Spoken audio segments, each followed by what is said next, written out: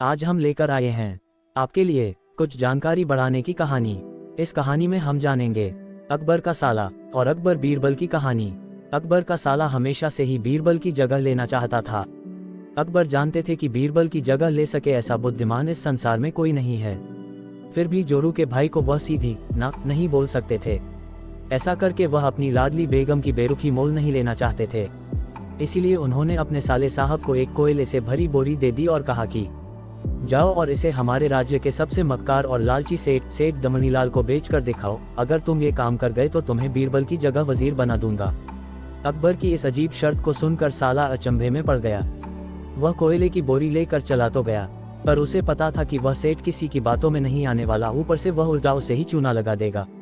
हुआ भी यही, सेठ दमनीलाल ने कोयले की बोरी के बदले एक ढेला भी देने से इनकार कर दिया। साला अपना सा मुंह लेकर महल वापस लौट आया और अपनी हार स्वीकार कर ली। अब अकबर ने वही काम बीरबल को करने को कहा।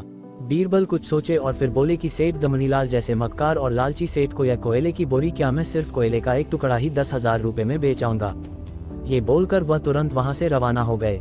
सबसे पहले उसने एक दर्जी के पास जाकर एक मखमली कुर्ता सिलवाया, हीरे मोती वाली मालाएं गले में डाली, महंगी जूती पहनी और कोयले को बारीक सुरमे जैसा पिसवा लिया।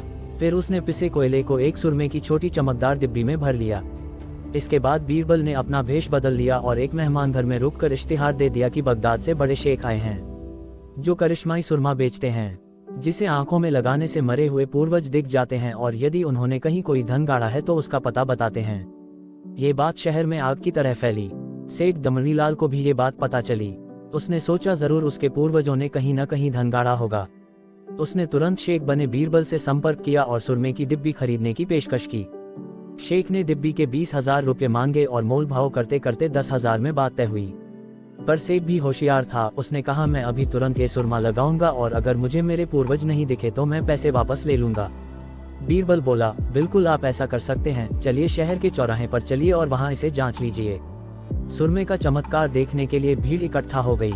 तब बीरबल ने ऊंची आवाज में कहा ये सेठ अभी ये चमत्कारी सुरमा लगाएंगे और अगर ये उन्हीं की औलाद हैं जिन्हें ये अपना माँ बाप समझते हैं तो इन्हें इनके पूर्वज दिखाई देंगे और गड़े धन के बारे में बताएंगे। लेकिन अगर आपके माँ बाप में से किसी ने भी बेईमानी की होगी और आप उनकी असल औलाद नहीं होंगे तो आपको कुछ भी नहीं दिखेगा। और ऐसा कहते ही बीरबल ने सेठ की आंखों में सुरमा लगा दिया। फिर क्या था, सिर खुजाते हुए सेठ ने आंखें खोली। अब दिखना तो कुछ था नहीं, पर सेठ करे भी तो क्या करे। अपनी इज्जत बचाने के लिए सेठ ने 10,000 बीरबल के हाथ थमा दिए और मुंह फुलाते हुए आगे बढ़ गए। बीरबल फौरन अकबर के पास पहुंचे और रुपये थमाते हुए सारी कहानी सुना दी। अकबर का साला बिना कुछ कहे अपने घर लौट गया और अकबर बीरबल एक दूसरे को देखकर मंद मंद मुस्काने लगे। इस किस्से के बाद फिर कभी अकबर के साले ने बीरबल का स्थान नहीं मांगा।